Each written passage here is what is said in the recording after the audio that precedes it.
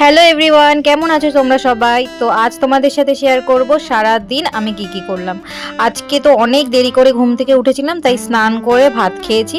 এটা হচ্ছে কালো জিরে বাটা দিয়ে ভাত খেয়েছিলাম, কারণ প্রচণ্ড ঠান্ডা লেগেছে, যাতে ঠান্ডা লাগাটা ঠিক হয়ে যায়। মা করে দিয়েছিল এটা। আর তারপর তো একটা টানা ঘুম দিয়েছি। দেন সন্ধেবেলা উঠে বাড়িতে ছিল একটা পুজো। আমাদের বাড়িতে না এই বাৎসরিক পুজোটা প্রত্যেক বছরই হয়।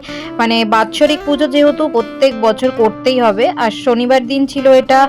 আর তারপরে হচ্ছে গিয়ে বাড়িতে যেহেতু পুজো ছিল, আমরা সেদিনকে আর আমিষ কিছু খাইনি। তো রাত 12টার পরে বাবিকে বলাতে এই মোমোমিয়া থেকে এই ফ্রাইড রাইস আর চিলি চিকেনটা অর্ডার করে খেয়েছিলাম। বিশ্বাস করো, ভীষণ ভালো ছিল খেতে। ছিল এর মধ্যে 2 পিস চিলি চিকেন আর চিকেন ফ্রাইড রাইস। খুব ভালো খেয়েছি।